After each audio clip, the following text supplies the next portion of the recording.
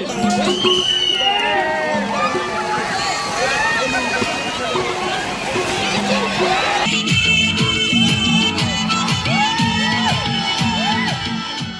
Guys welcome back to my new video. अनि आजको भिडियो चाहिँ एकदमै क्रेजी हुनेवाला छ किनकि I am here to witness Nepal's craziest mud festival. यो फेस्टिभल सिसुवा पोखरामा भएको थियो। यस फेस्टिभलमा धान रोप्ने competition, running, tug of war लगत्तै माछा समात्ने कम्पिटिसन अर्गनाइज गरेर मान्छेलाई माटोसँग कनेक्ट गर्ने गरिन्छ। So make sure you watch it till the and and like, comment, share and subscribe the channel if you enjoyed watching the video.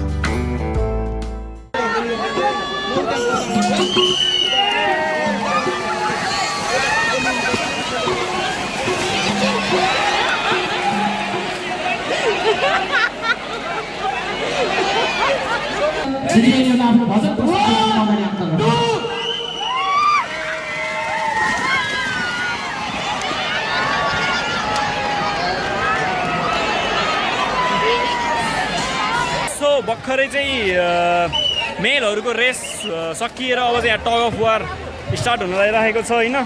So let's see कस्तो हुन्छ यो चाहिँ। अब 10 मिनेटभित्र चाहिँ रसकसको टिमहरू ग्राउन्डमा आउनु भएन भने जुन टिम आउनुहुन्छ उहाँहरू टिमहरूलाई खेलाएर हामी विजेता घोषणा गर्नेछौँ। 10 मिनेटभित्र सम्पूर्ण टिमहरूलाई ग्राउन्डमा आइदिनु न हार्दिक गर्छु। रसकसीको पछि ढिलो आएर गेम सकिसकेपछि आउनुभयो भने हामी त्यसलाई मान्यता दिइने छैन। धन्यवाद।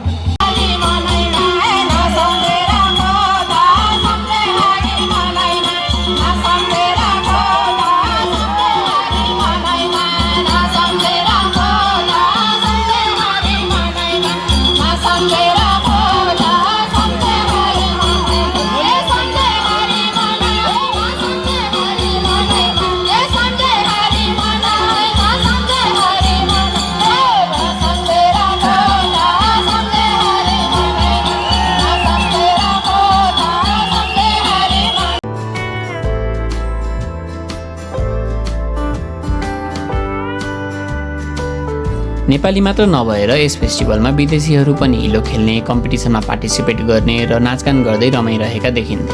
बच्चाहरू भने हिलोमै पौडिँदै उफ्रिँदै यस फेस्टिभलको भरपूर आनन्द लिइरहेका थिए।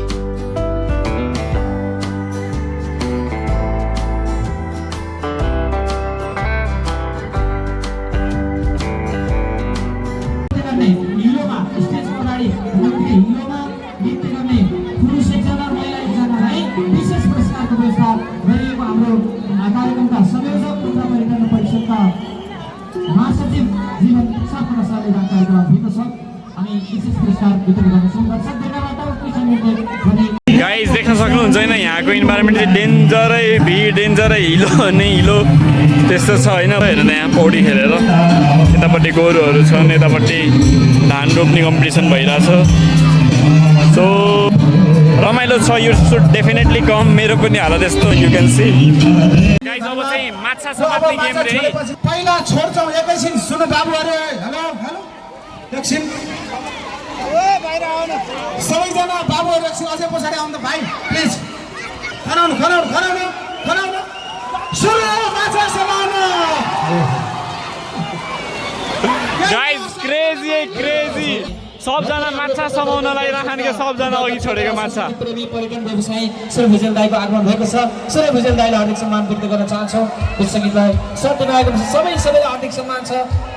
स्टेजमै मैले हाम्रो जनप्रतिनिधि विनोदलाई सम्मान छ। सबै यो दाईको हातमा दुईटा माछा आइसकेको छ। हामी कलाकारहरू 31 सुरेन्द्र परियार पोखरा 27।